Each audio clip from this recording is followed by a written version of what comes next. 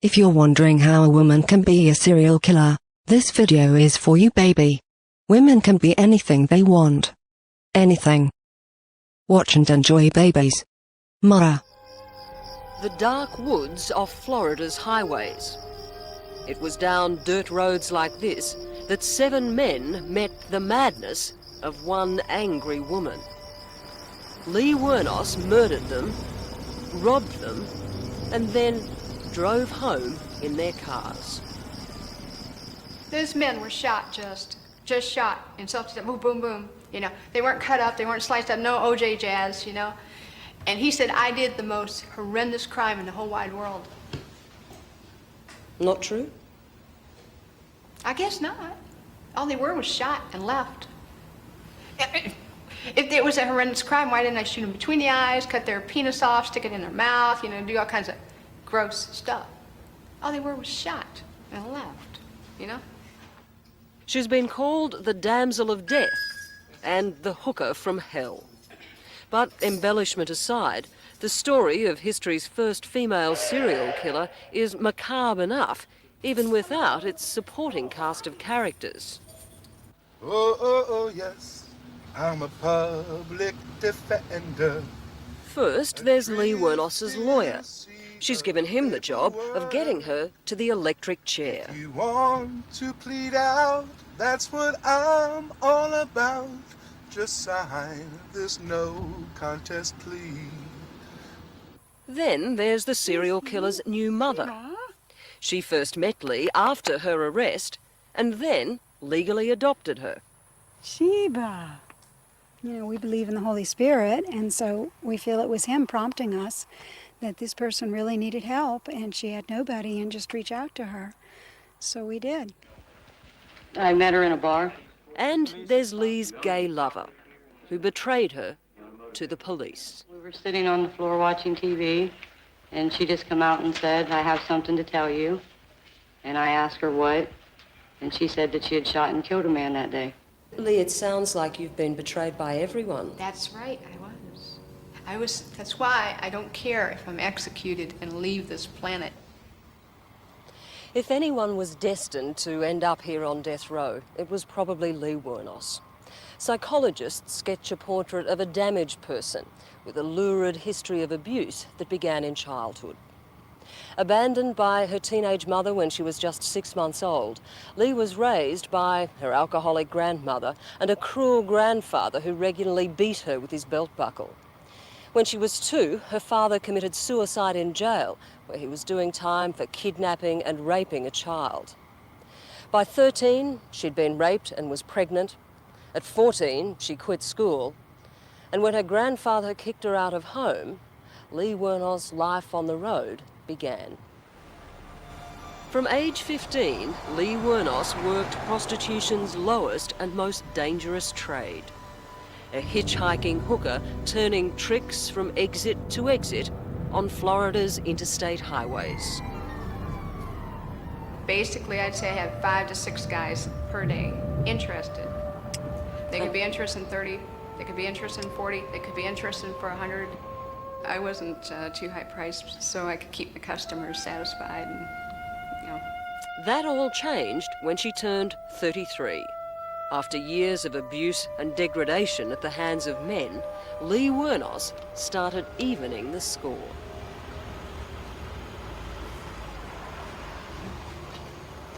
The killings all began like this.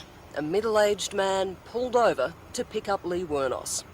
That's the first of just 2 facts on which everyone agrees. The way Lee tells it, she was just a hooker trying to turn a trick, and the men knew it. The state of Florida maintains she tricked her victims by posing as a damsel in distress. The men thought they were helping her out. Either way, the second fact on which everyone agrees is that Lee Wuornos shot them dead. Maybe you were just born bad. Boy, I don't know about you. I'm telling you, man. No, I wasn't born bad. You guys got it. See, I'm trying to tell you, man, they lied. They lied so bad to you all. But you've been convicted of killing 7 men. Everybody's looking at the number. Does that not... You I killed looked at the 7 number. men, 7 strangers. Does that not make you a serial killer? So I didn't kill them every day, did I? Did I go out there every day and say, I'm going to kill? If I did, there would Well, be no, hundreds. it took you 12 months. Yeah. And that's a hell of a lot of men I went through before the next jerk came along and I used protection, like a condom. So it was From AIDS. It was self-defense. Yeah. Lee, the first one, perhaps, the second, maybe, but So what? 7 times? So what?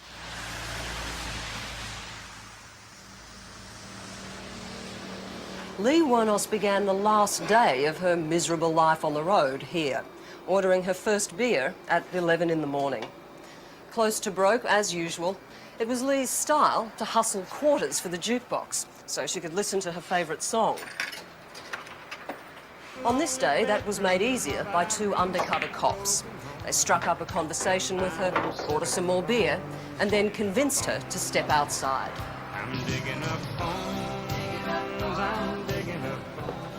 Lee was prepared for anything but the 6 Florida police officers who arrested her.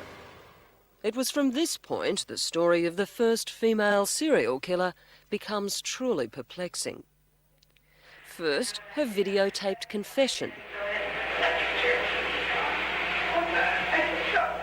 "Go ahead and put the electric chair to me. I should have never done it," she told police. But by the time of her trial, Lee was pleading self-defense. She loved you, didn't she? Yes? She said she'd do anything for you, didn't she? Yes, she did. Her case wasn't helped when Tyria Moore, now very much her ex-lover, turned star witness for the prosecution. And in order for her to say what you wanted her to, you lied to her, right? Yes? But it gets worse. Tyria had another deal going with the arresting police. They were trying to sell Hollywood the movie rights to Lee Wuornos's life and crazy times. Why did you lie to her about those number of things? Because I wanted her to keep talking about the offenses so I would be cleared. District Attorney Rick Ridgway is one of the only officials willing to talk about the Wuornos case anymore. The police certainly won't, out of sheer embarrassment. There was a tremendous amount of almost frenzy about the case, and everybody wanted to get a scoop on the next guy about the case, and there were so many people who were willing to pander to that in order to be the one who gets quoted or who gets the movie made about them. People from your own sheriff's office. Well, unfortunately, yes, they did. As the prosecutor, were you dismayed by that? Well, to put it mildly, we went through the roof when we found out about it. In the end, it was only the producers of this American TV movie who were able to cash in on Lee's story. Tyria and the police's conspiracy to get rich quick came to nothing once they were caught. But that hasn't stopped Lee Wuornos suspecting that someone, somewhere, wants to exploit her name. It's making me get bitter, evil, angry. I've never been before in my life. Worse than even out there with those men. This is evil, what those people have done to me. Do you feel anger or even hatred towards men? I never hated men, but now I do. I mean, not all. I have a category. I hate those male... God. I hate those male cops. Real bad, because they're dirtballs. The cops, the judges, the lawyers, they're all male. I have made peace with my Lord, and I have asked forgiveness. The final twist in this already mad tale was when Lee Wuornos decided to plead no contest to the remaining 6 murder charges. I sentence you in case number 91-463 to death for the murder of Troy Burris. Her lawyer, Steve Glazer, found himself in the bizarre position of helping his client take the express route to the electric chair. County case number, I sentence you to death for the murder of David Spears. Thank you.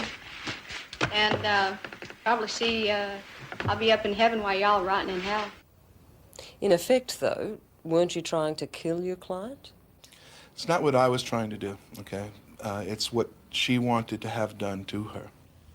She was tired of being in the spotlight. She was tired of reporters and police and lawyers, everyone making a career off of her.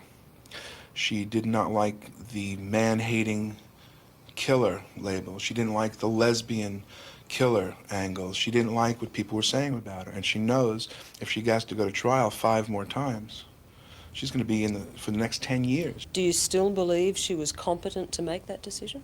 Without a doubt. Okay, there will be an automatic appeal. You have the right to an appeal. Mr. Glazer, is that going to be handled by you Now, or the your public wife and defender? kids get raped. I would ask that you would appoint Right. the public office.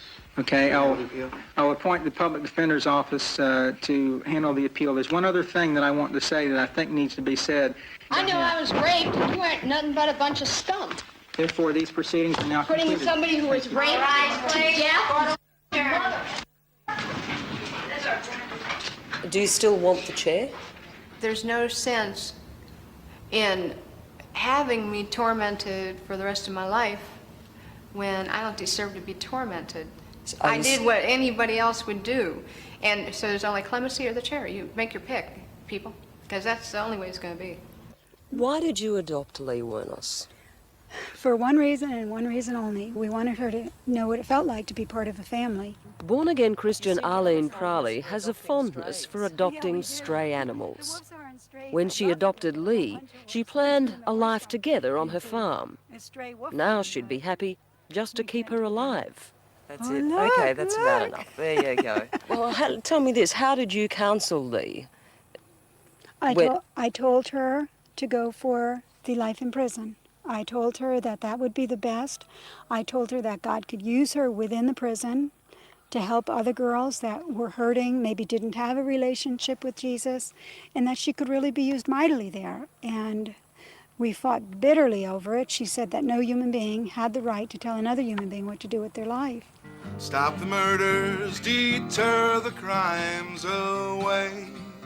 Not much phases the singing lawyer Steve Glazer. Not the 3 heart attacks he's suffered since taking on this case, nor the criticism he's endured for seeking Lee Wuornos's execution. And a rich man's never died upon the chair. Has this case been good for your career? No. But that's life, you know, you take Obla Da, life goes on, you try something else. Is there anyone in this cast of characters who isn't a little bit crazy, a little bit eccentric? I think you gotta be a little wild to be in this business. If Steve Glazer has done his job, Lee Wuornos could be executed in this chair within 3 years. She's waived her right to appeal. If he hears no last-minute stays from the governor's office, the electrode then is placed on top of the inmate's head. It's an actual cap with an electrode inside. It's secured onto his head. One of these electrodes here is then fastened onto the top of the headpiece. Alone and lost in her own nightmare, Lee Wuornos is an American horror story. She could escape death row, but her bitterness and hate will see Lee become the first woman in over a century to be executed in Florida. Aren't you afraid? No, I'm not afraid. I know where I'm going. I'm going to be with the Lord. Thank you, Take too. care of yourself and tell everybody I said hi. Do you want to die?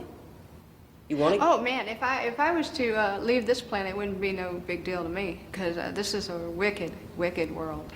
Wicked world. Do not forget to like this video and subscribe for more videos. Love you babies. Mara.